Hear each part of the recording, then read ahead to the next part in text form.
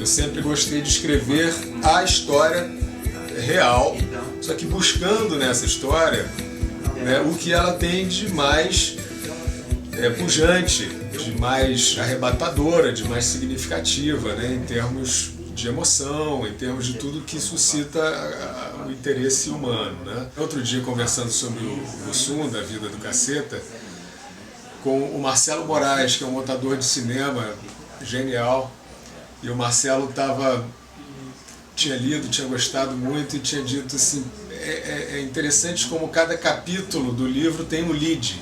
Ele dizia isso, né? E lead é um termo jornalístico, né? Que significa ali a informação que lidera o texto, né? Colocado em primeiro lugar, e que supostamente é a mais importante e cria a expectativa para o texto que vai vir em seguida, né? Então o Bussunda tem, por exemplo, o Bussunda é um vagabundo, né? Filho de uma família virtuosa, que quer que ele seja não apenas bom, quer que ele seja o melhor. Ele passa toda a adolescência e juventude sendo um cara totalmente refratário, avesso a esse roteiro, e ele consegue dar certo sendo errado, né? Até o Nelson Motta fez uma crônica muito bacana para a televisão, em que ele resume muito bem, né? O Bussunda tinha tudo para não ser nada. E de repente ele vinga, né? Ele se torna um personagem de sucesso na sociedade, né? Bem sucedido, famoso, rico, etc., sendo exatamente aquele cara errado. Os próprios Cacetas, né, quando leram o livro, ficaram um pouco impressionados assim, com a dimensão do que eles tinham feito. Eu acho que contar história, né, o ato de contar história também tem um pouco esse requisito. Quando eu escrevi o Meu Nome Não É Johnny, eu achava que era uma reportagem, mas havia algumas pessoas na crítica assim, contestando, porque tinha um jeito de romance, né? E nessa ocasião quem me socorreu foi o Antônio Torres, nosso grande escritor romancista, que fez uma resenha na época dizendo que era um romance verdade. Então criou essa categoria assim. Para minha surpresa, nem 2 meses depois do livro lançado, tinha alguns produtores de cinema firmemente interessados na história.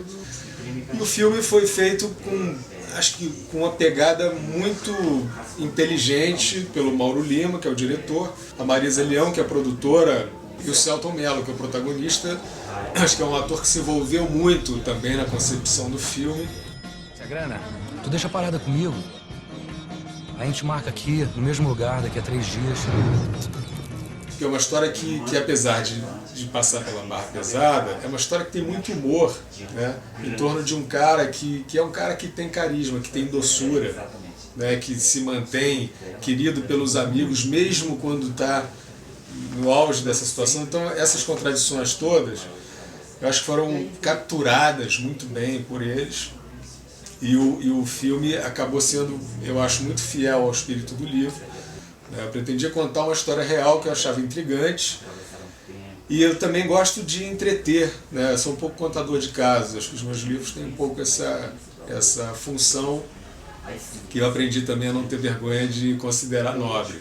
A Amazônia, eu tinha estado várias vezes em várias localidades da Amazônia, mas nunca no Acre, que é um estado importante em termos de movimento ecológico, seringueiro, estado onde viveu Chico Mendes, viveu e morreu. A partir do contato com pessoas que viviam confortavelmente na cidade, 2 empresários, né, João Augusto Fortes, era um cara da construção civil, Bia Saldanha, uma estilista, tinha uma loja, uma grife, e eles conheceram Chico Mendes no Rio e gostaram daquele movimento, daquele negócio. Um mês depois o Chico Mendes foi assassinado.